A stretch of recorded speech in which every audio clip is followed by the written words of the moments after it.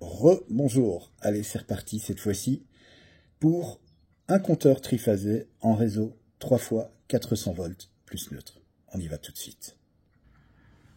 Alors tout d'abord je m'excuse pour la propreté, donc il est marqué sectionneur 125 ampères. Les Popska de mon fils qui coulent un petit peu, j'ai peut-être trop appuyé aussi en même temps, donc je m'en excuse. Là on parle du 3 fois 400 volts plus neutre avec le compteur triphasé. Alors, le compteur triphasé, déjà, il est un peu plus gros, quoique les nouveaux modèles maintenant, au niveau des compteurs intelligents, ont la même dimension, même un peu plus petit que les anciens compteurs triphasés, comme le Siconia T211 que j'ai chez moi. Mais le principe est toujours le même. C'est juste que la technologie fait que on regagne de la place. Donc, je vais déjà dessiner le compteur. Voilà.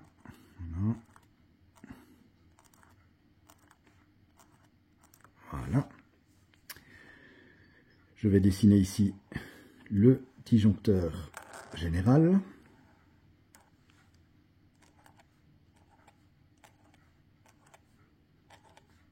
Donc je rappelle qu'on est bien en 3 fois 400 volts plus neutre.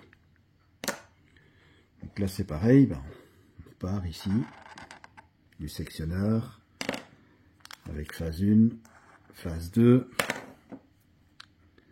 phase 3. Il faut savoir que je respecte les couleurs. Donc les couleurs c'est bien ça. Phase 1 en brun, phase 2 en noir, phase 3 en gris et le neutre en bleu. Le neutre est toujours bleu. Voilà, je vais vous marquer ici donc les phases. L1,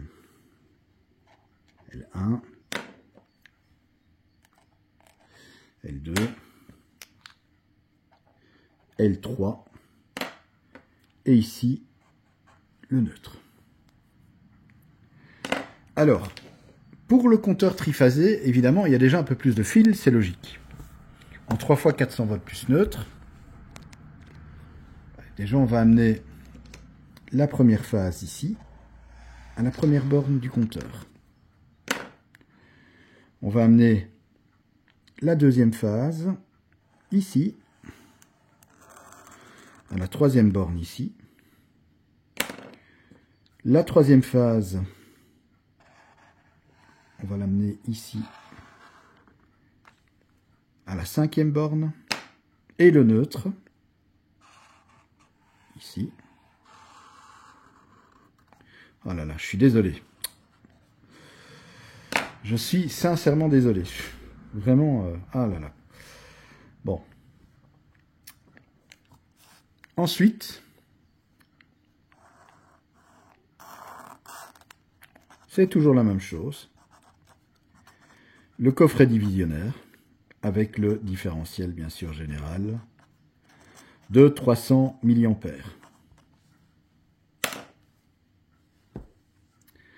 Alors là, c'est pareil, c'est la même chose. On sort.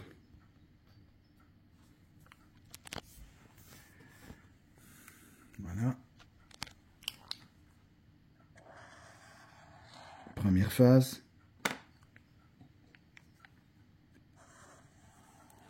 Deuxième phase.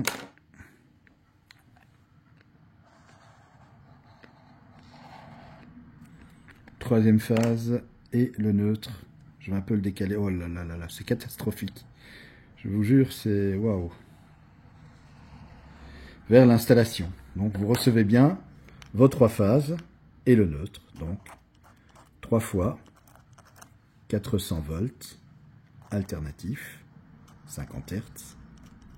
Sans oublier bien sûr le neutre. Comme je vous l'ai expliqué, le neutre permet d'avoir 230 volts à partir d'une phase et de celui-ci. Donc voilà, à retenir tout simplement, ça c'est votre colonne montante.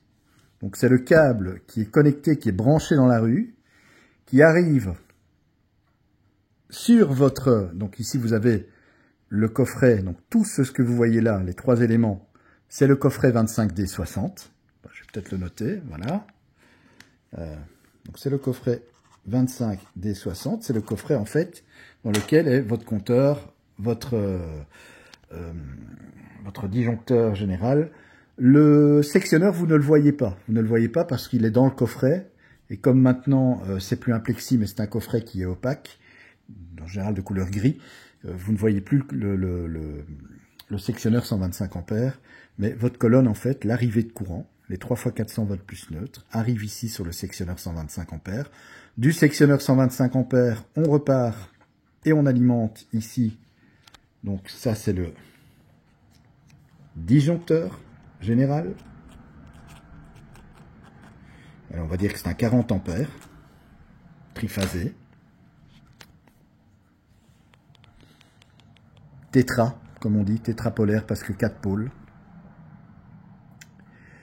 Et ensuite, eh bien, on arrive ici avec la phase 1, on ressort avec la phase 1 pour alimenter. Phase 2 ici, on ressort avec la phase 2. Phase 3 là, on ressort avec la phase 3. Et le neutre, on ressort également avec le neutre pour alimenter l'installation.